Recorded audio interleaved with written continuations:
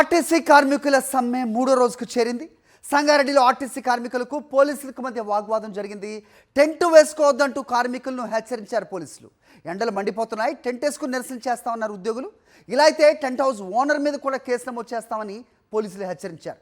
పోలీసుల తీరును నిరసిస్తూ రోడ్డుపైకి వచ్చి ఆందోళన చేపట్టారు ఆర్టీసీ ఉద్యోగులు.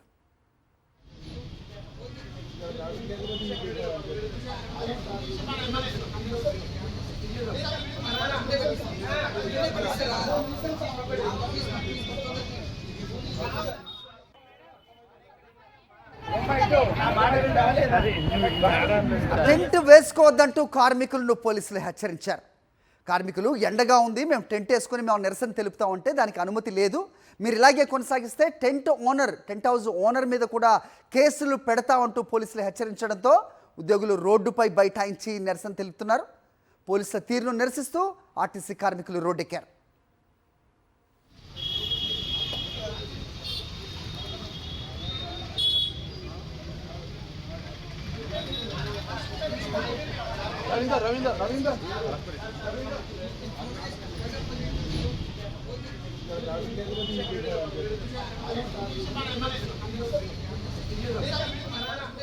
రైట్, 3 రోజుల క్రితం ప్రారంభమైన ఆర్టీసీ కార్మికుల సమ్మె వాళ్ళ 32 డిమాండ్లతో ముందుకొచ్చింది.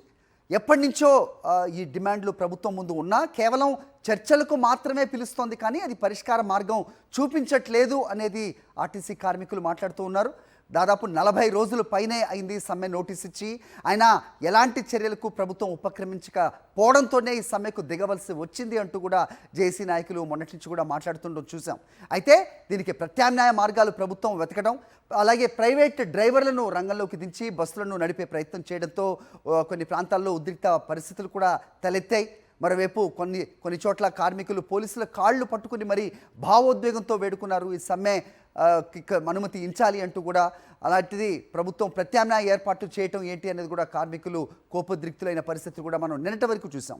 అయితే నిన్న శంకర్ గౌడ్ ఆత్మ బలిదానంతో ఒక్కసారిగా పరిస్థితులు పూర్తిగా మారిపోయాయని చెప్పాలి. ఆర్టీసీ కార్మికుల సమ్మె ఎట్టి పరిస్థితుల్లో వెనక్కి తగ్గే విధంగా కనిపించని సిచ్యువేషన్లోకి వెళ్ళిపోయింది. ఒకంత ఉద్రిక్త వాతావరణం. మరోవైపు ఇలాంటి ఆత్మ బలిదానాలు చేయకండి, ఏ సమస్యకైనా ఆత్మహత్య పరిష్కారం కాదు అంటూ కూడా జేఏసీ నేతలు వాళ్ళ ఉదయం నుంచి కూడా మాట్లాడుతున్న సిచ్యువేషన్. మరోవైపు జేఏసీ నాయకులందరూ ఒక సమావేశం ఏర్పాటు చేసుకున్నారు. సో సమావేశంలో ఏం నిర్ణయించారనేది ఇంకా తేలాల్సి ఉంది. మరోవైపు ప్రభుత్వం తరపు నుంచి చర్చలకు సిద్ధంగా ఉన్నామంటూ కూడా ప్రభుత్వం ముందుకు వచ్చింది. ఒక కేబినెట్ సబ్ కమిటీని ఏర్పాటు చేశాం, జేఏసీ నేతలతో మేము చర్చించబోతున్నాం అంటూ కూడా అప్డేట్ ఇచ్చిన పరిస్థితి. కాసేపటి క్రితమే జేఏసీ నాయకులందరూ కూడా సచివాలయానికి చేరుకున్న సిచ్యువేషన్. ఇక వరంగల్లో ఉద్రిక్త పరిస్థితులు నెలకొన్నాయి. మరింత సమాచారం మా ప్రతినిధి శ్రీధర్ అడిగి తెలుసుకుందాం. శ్రీధర్, ఏంటి అక్కడ సిచ్యువేషన్?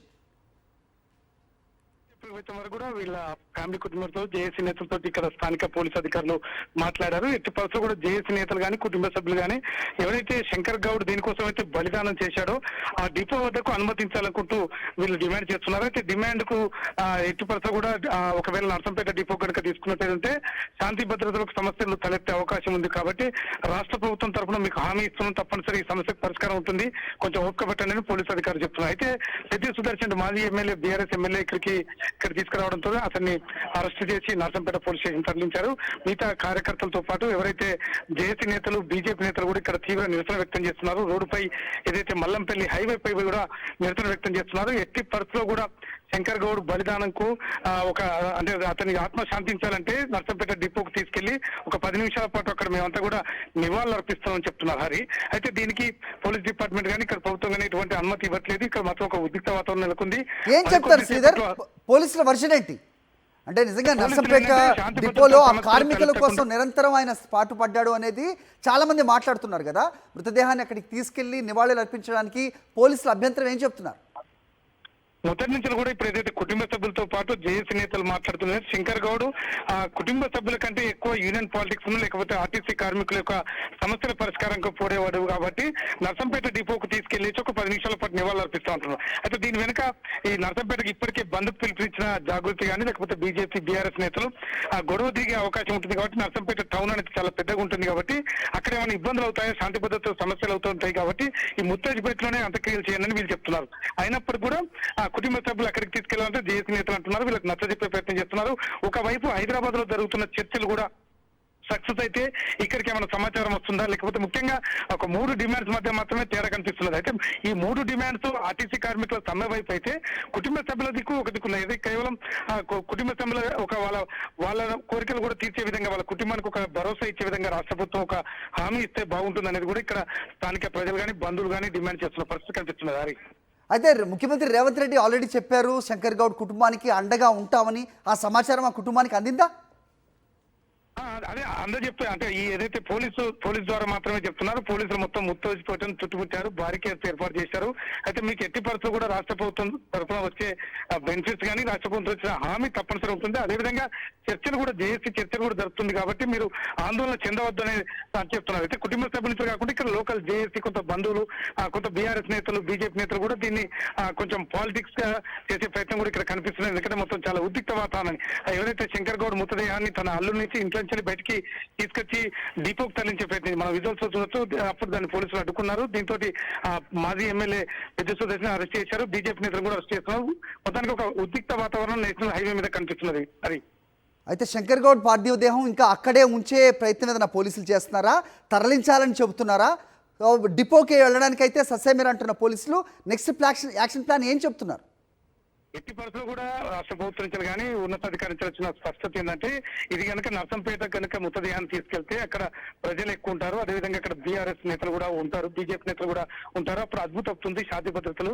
ఇక్కడ ముత్తరాజపేటలోనే అంత్యక్రియలు చేయండి, మీరు ఛాన్స్ ఎంతసేపు అయినా ఉంచుకోవచ్చు, కానీ ఎవరైనా జేఏసీ నేతలు వచ్చినా ఇతర నేతలకు వచ్చినా అనుమతిస్తాం, కానీ ముత్తరాజపేట నుంచి తరలించే ప్రసక్తి లేదని డిపార్ట్మెంట్ చెప్తున్నది. అయితే ఎట్టి పరిస్థితుల్లో జేఏసీ నేతలు మాత్రం ఇతను కార్మికుల కోసం మొదటి నుంచి ఫైట్ చేశారు కాబట్టి ఒక కార్మిక నేతగా ఇతన్ని తప్పనిసరి డిపో తీసుకెళ్లి అతనికి ఒక 10 నిమిషాల పాటు నివాళులు అర్పించి మళ్ళీ తర్వాత అంత్యక్రియలు చేస్తా ఉంటున్నారు.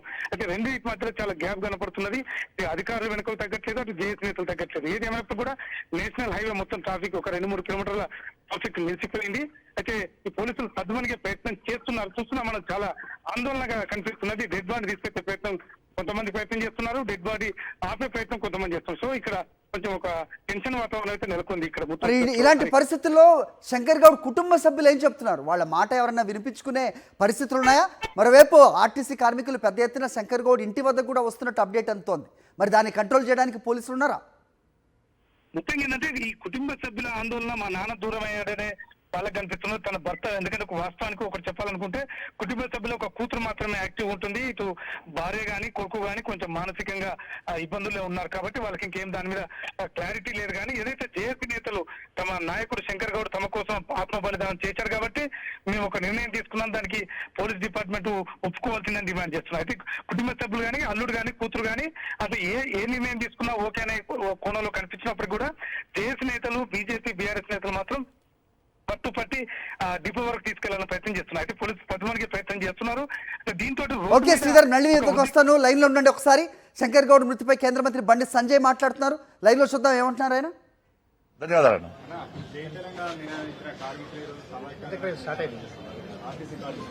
దానికి ముడిపెట్టద్దు. మనం ఇప్పుడు సమస్యల పరిష్కారం కోసం మాత్రమే పనిచేస్తాం. మీరు కూడా అందరూ మద్దతు తెలపాల్సిందిగా కార్మికుల కుటుంబాలకు మద్దతు తెలపాల్సింది అందరికీ 2 చేతులు జోడించి మొక్కుతున్నాం.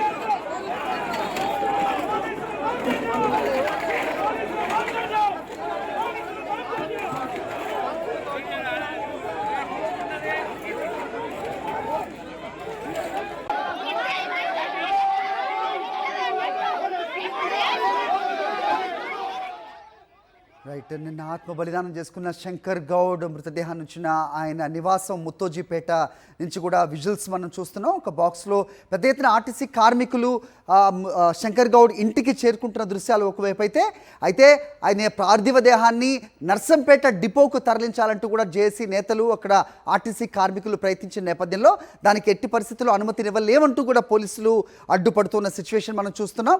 ఒకవేళ నర్సంపేట డిపోకి తీసుకెళ్ళినట్టయితే కనుక అక్కడ శాంతి భద్రతలు క్షీణించే అవకాశం ఉంటుంది కాబట్టి అలాంటి అనుమతి పోలీసులు ఇవ్వరు. ఖచ్చితంగా ప్రభుత్వం మీ సమస్యలు పరిష్కారం చేస్తుంది, దానికి మేము హామీ ఇస్తున్నాం అంటూ కూడా పోలీసులు నచ్చజెప్పే ప్రయత్నం అయితే చేస్తున్నారు. కానీ ఒకవైపు జేఏసీ నేతలు కార్మికులు, మరోవైపు పోలీసులు ఎవరి పట్టు వేడకపోవడంతో ఒకంత ఉద్రిక్త వాతావరణం అక్కడైతే చూస్తున్నాం. సో నర్సంపేట డిపోకి ఆయన పార్థివ దేహాన్ని అనుమతించే ప్రసక్తి అయితే లేదని పోలీసులు అయితే క్లారిటీ ఇస్తున్నారు.